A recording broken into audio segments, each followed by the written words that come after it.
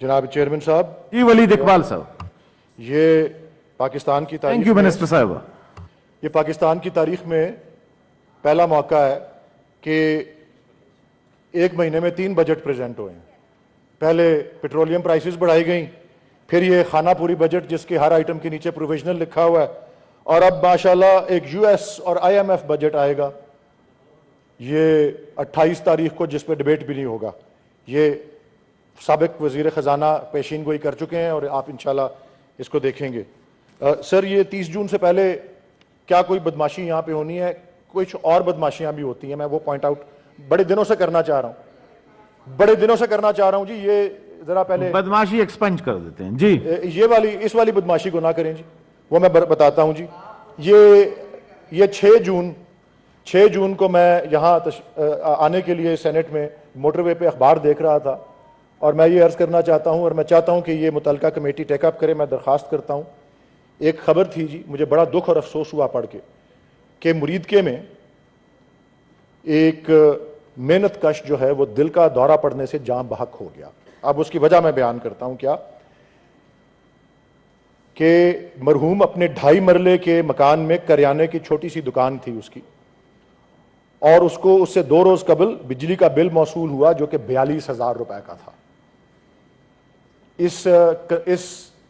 اس consumer کی average ہر مہینے 2,000 روپے بل ہوتی تھی، اور 41-42,000 روپے کا بل اس کو لیسکو نے بھیجا. اور وہ لیسکو والوں سے جب اس کو ٹیک اپ کرنے گیا تو انہوں نے کہا نہیں، تم نے یہی بل ادا کرنا ہے.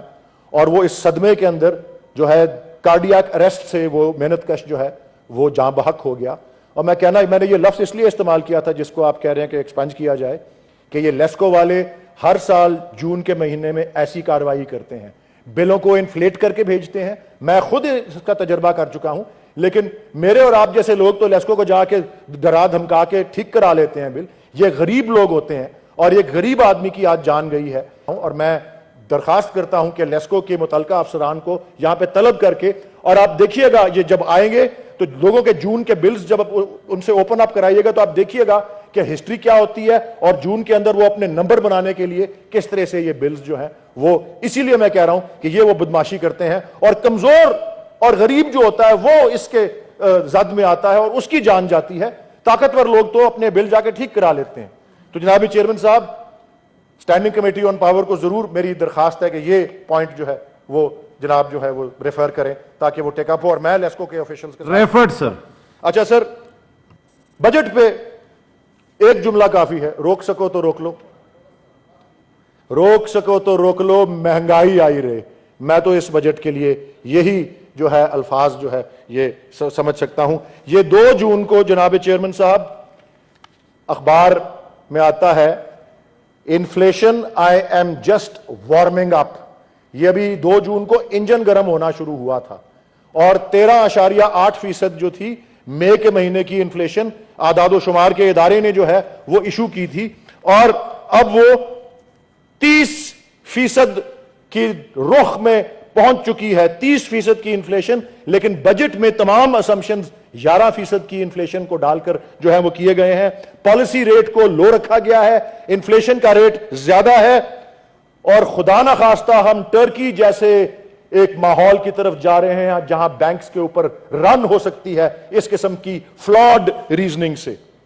فیول کے اوپر لیوی جو ہے اس کو 50 روپے اور بڑھانے کا ارادہ ہے ان کا، 10 روپے 1 جولائی کو، اور پھر ہر مہینے 5 روپے بڑھا کے اس کو 50 روپے پہ لے جایا جائے گا. اس کا جو کیسکیڈنگ ایفیکٹ ہے، اسی لیے میں کہہ رہا ہوں روک سکو تو روک لو، مہنگائی آئی رے.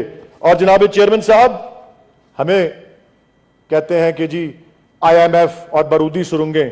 ہم آئی ایم ایف کے پاس کیوں گئے؟ کیونکہ 19 ارب روپے کا current account deficit P M L N government جو ہے وہ 2018 کے اندر چھوڑ کر جو ہے وہ گئی تھی. اور اب اسی آئی ایم ایف کے ڈکٹیٹس کے اوپر یہ ڈبل ویمی جس کو انگریزی میں کہا جاتا ہے، ایک طرف انفلیشن اور دوسری طرف ٹیکسز کو جو بڑھایا جا رہا ہے. جناب کارپوریٹ ٹیکس 35% تھا جب ہماری حکومت آئی، ہم اس کو 29% کے اوپر کارپوریٹ ٹیکس کو لے کے آئے، اور اب یہ سپر ٹیکسز اور ہائر ٹیکسز لگا کے اس بجٹ میں واپس اس کو ہمارے لوور کیے ہوئے 29% سے 34% کے اوپر لے کے جایا جا رہا ہے. جناب عالی، اس سپر ٹیکس ریجیم میں کون انویسٹ کرے گا ہمارے ملک کے اندر؟ ہم ڈی انڈسٹریلائزیشن کی طرف جا رہے ہیں. افسوس کے ساتھ میں صرف یہی عرض کرنا چاہتا ہوں بالفاظ حبیب جالب, لوگوں ہی کا خون بہہ جاتا ہے, ہوتا نہیں کچھ سلطانوں کو, طوفان بھی نہیں زحمت دیتے ان کے سنگین ایوانوں کو, دیواروں میں سہمے بیٹھے ہیں کیا خوب ملی ہے آزادی, اپنوں نے کیے وہ ہم پہ ستم ہم بھول گئے بیگانوں کو, ہم ہیں اور شہر آہو فغاں غم اپنا بھلائیں جا کے کہاں, ہیں شام سے پہلے لوگ رواں اپنے اپنے غم خانوں کو, اور نکلے یا نہ نکلے ان کی رضا بندوق ہے ان کے ہاتھوں میں, سادات بزرگ اپنے جالب گھر سونپ گئے دربانوں کو. Thank you sir.